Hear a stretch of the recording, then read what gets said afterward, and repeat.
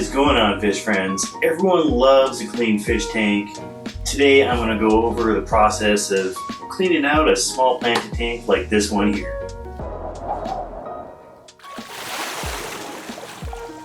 So before you clean out your tank, it's a good idea to check your water quality. I use nitrates as kind of my indicator chemical, and it really just depends on the species of critters you got and what kind of nitrates they can tolerate. But I have some really sensitive shrimp in here, and I don't like my nitrates creeping up much higher than 5 or 10. And after a couple weeks of not doing one, I'm about there. Most organisms can take a lot higher than that, so go ahead and give it a test before you dive in. Might save yourself some trouble in the way that you might not actually need to do a water change. Cleaning out this Fluval Flex 9-gallon tank should take under 20 minutes, and that's with me taking my time moving the camera around recording this. If you're doing this at home, it should be a 10-minute process. Let's get going. So your first step is you're gonna turn off the filter and the heater. Once you drain the water down in the tank, the heater's exposed to air. It's gonna try and heat the temperature of the room up, and it will never achieve that. So it'll run as hot as it can, fill it back up with water, the heater will shatter, and it's also not good for the pump. The pump can run dry, and that'll cause the motor to go really hot. They're intended to run with water in it, which helps to keep it cool. So always a good idea to have a little prop. You can pop the lid open. I'll leave a link for this one in the description since it's specific to the Fluval Flex and a really cool product.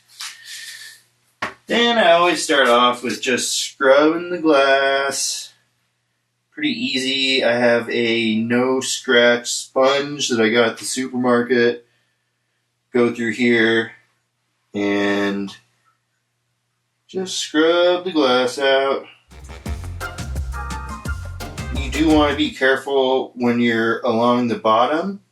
If you get sand stuck in the sponge and then you scrub it along the glass, you're going to scratch the glass up. One little trick to get around that is to use one of these scrubbers. All you do is go right down to the glass, and that helps just to prevent the sand from getting sucked up, and you can get a real clean line down there.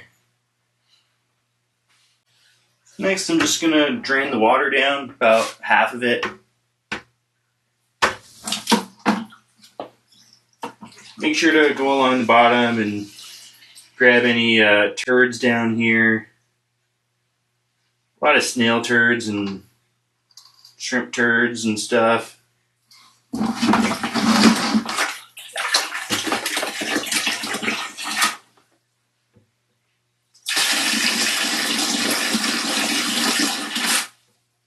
Get in between some of those rocks, get some of this stuff out here. Overall, it's really pretty clean though, and doing this water change mostly to get the nitrates back down to as close to zero as I can, because I got some blue bolt shrimp in here. They're really sensitive. Just want to also be careful, like, not to suck up any fish or shrimp. So these fish are always hungry coming up here. Just keep the siphon away from them. And then, you can also agitate some spots like this to kind of help kick up any gunk and debris. There's a good spot right there. Handy dandy tool for doing water changes is this guy right here. All you do is unscrew your aerator and then screw this guy in. Oh, I should have brought my tripod.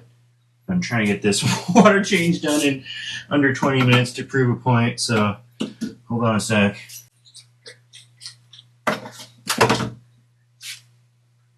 Alright, so all you gotta do is screw that in, screw that in.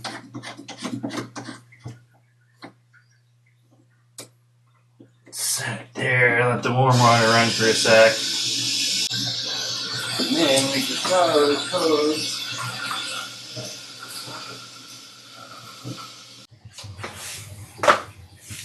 I'm going to grab a little bit of water from this tank and then go back to my sink, and I'll check the water here, right temperature, adjust the tap, and then check here and check tap water. When it's the same, then I'll start pumping water very slowly back into here.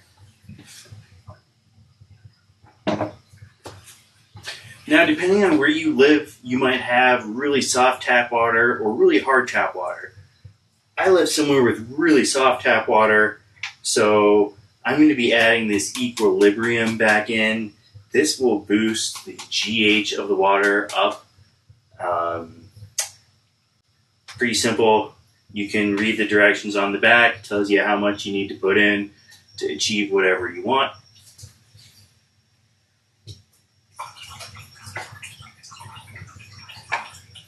Ah, sorry.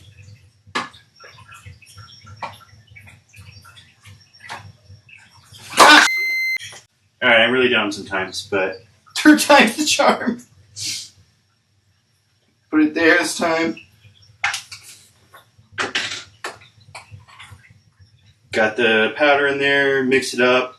I like to leave a little bit there at the bottom because my shrimp do really enjoy eating it.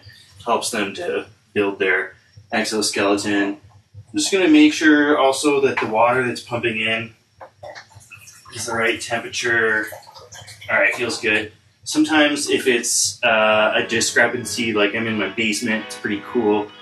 Running along the cold floor along this 50-foot hose will cause the water to cool down a bit. You need to compensate by bumping up the temperature out of the tap just a tad, especially when you're running it slow. When you're running it quick, like a lot of water coming out, then it doesn't really make as much of a difference.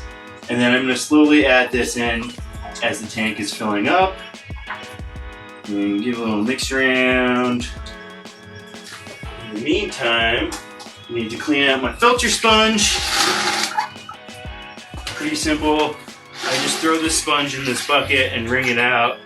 Oh gosh, I have not done this in ages. Good, and this filter's catching everything. And it's cleaned out. Pop this back in the filter.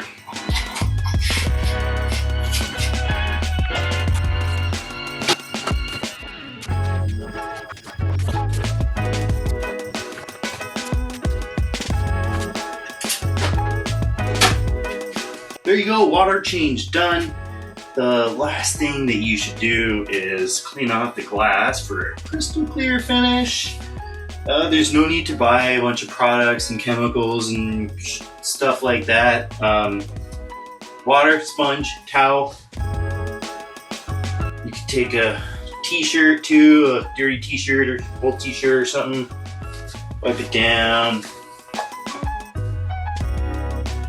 Should get all the sides. And plug stuff back in.